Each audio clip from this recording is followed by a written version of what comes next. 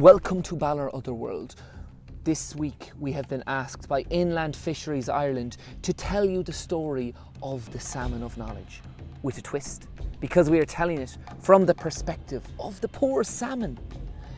Salmon are an integral part of the cultural heritage of Ireland, and to celebrate Heritage Week we are bringing you the story as you've never heard it before. So what are you waiting for, guys? Let's go! The Salmon of Knowledge is a myth, but the story as I tell it goes back to the first man in Irish myth to arrive in Ireland.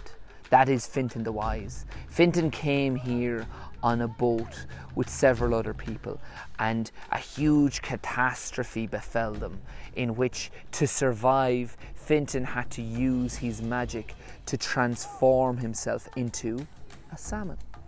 In this form, he travelled the rivers and lakes of Ireland, and he started a family. This family, this brood, became the Salmon Guardians.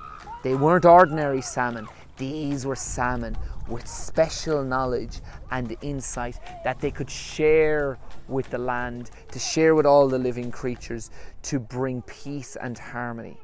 And it was needed because for a long time Ireland was ruled by the Fomorians, a demonic race of monsters. Fishing in the sea, fishing in the lakes, and the salmon felt that they were too greedy, that they posed an existential threat to some of the species here.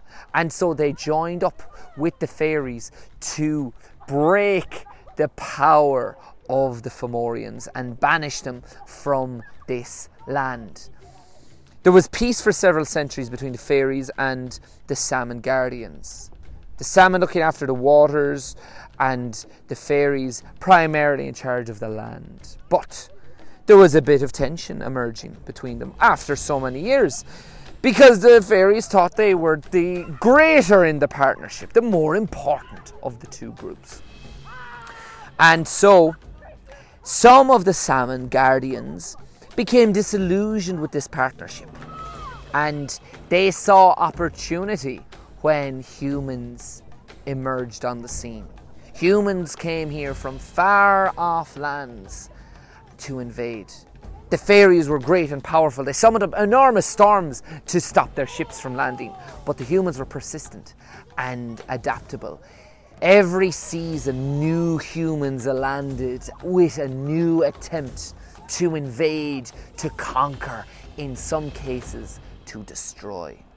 But they were weaker than the fairies, and the salmon thought, well, maybe the fairies have gained too much power, and we need to humble them, we need to take them down a peg or two. So some of the Salmon Guardians reached out to the humans, gave them secret insights, secret knowledge from the waters that could be used to exploit the weaknesses of the fairies.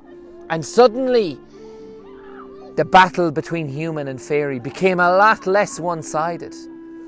The fairies became worried, and they decided, rather than risk all-out war and the destruction of their people, they split the land in two. They used their magic and left the Ireland we have today to the humans, and they hid the fairy world, the other world, behind the portals that you find in the fairy forts, in the fairy trees, in the caves, in beneath the waters of this land.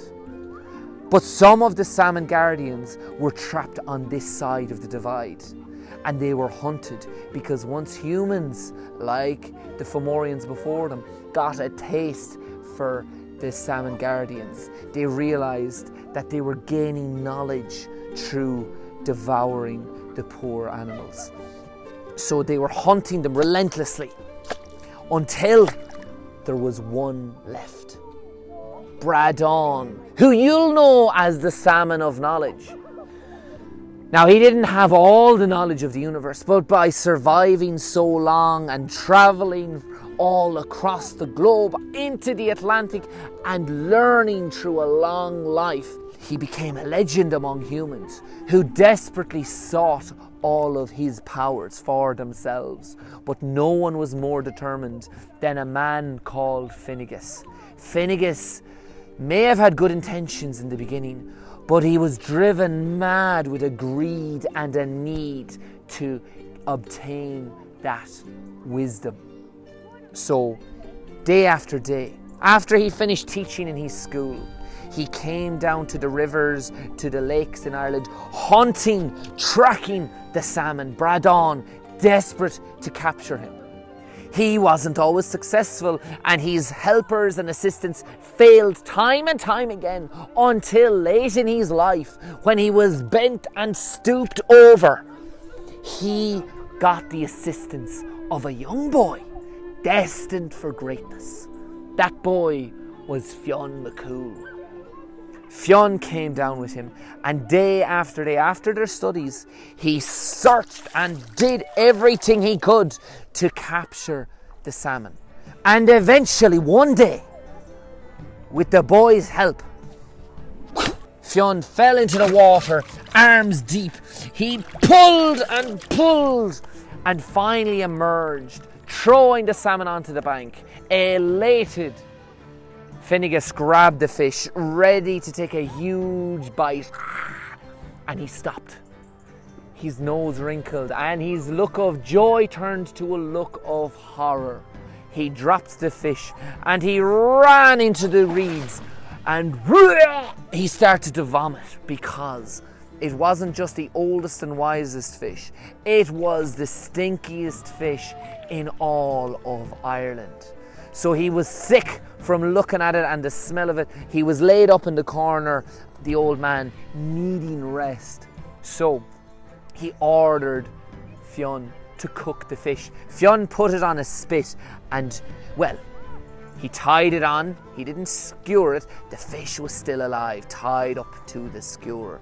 And he said, oh, get some herbs, don't kill it yet. I want the fish fresh as can be. So go into the woods, get me lemon, get me dill, get me wild garlic, get me the whole shebang. I want the best meal possible out of this. Marinate that thing. So while Fionn was mixing it all together, the poor fish tied up, sitting, waiting for the fire to be lit underneath, waiting for the marinade to be put over his body, he looked and he watched. He saw in Finnegas nothing but greed and evil. He saw that this man, whose senses had been dulled, he couldn't hear, he couldn't see very well, he had lost his understanding of nature. He was so blinded by his own wants. And the fish fell into despair, looking at what man had become. Then he looked at Fionn. Broaden could see goodness, kindness, innocence, and potential, hope for the future. He knew there was some hope in the boy, so he started to wriggle. He started to twist, and he was able to escape his bonds. He flopped to the ground and he started to twist. He didn't make for the water. He kicked and tossed his body about, drawing the boy's attention. Fionn saw the fish on the ground and panicked. He ran over to pick it up, and when he picked it up, the fish used its magic.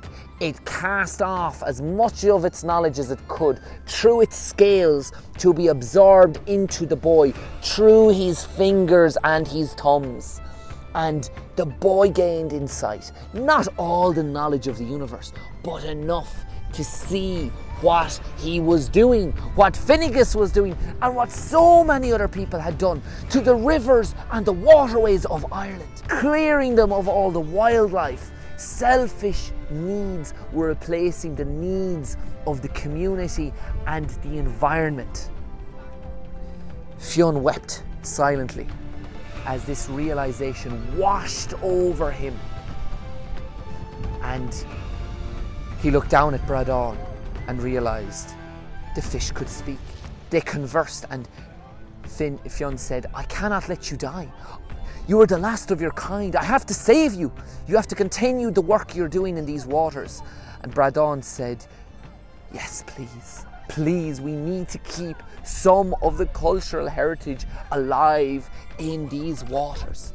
So they prepared a plan, because they still needed to trick Finnegas, and a sacrifice was required. So Broaden went back into the water, down the stream. He quickly found a sea trout and brought it back up with him for Fionn to capture. And when Fionn captured it, he put it quickly onto the spit and cooked it, and he kept cooking it and cooking it and cooking it till it was burnt black. Finnegas wept, thinking that he'd lost his one chance at gaining the knowledge. You might say, why did they use a sea trout? The reason was that it was a common thing for an inexperienced person or for someone with dull senses to mistake a sea trout for a salmon. And luckily enough, because they'd burnt the fish, they were able to pull the wool over Finnegas's eyes and save him. So there is hope yet for the Irish waters if the young people decide bring these rivers and waters back to where they should be. And I think that is where we have to leave it, with the story of Broaden, who I like to believe may still be out there doing the good work that we have forgotten about. And hopefully we can learn from the story of the Salmon of Knowledge and do some of it ourselves.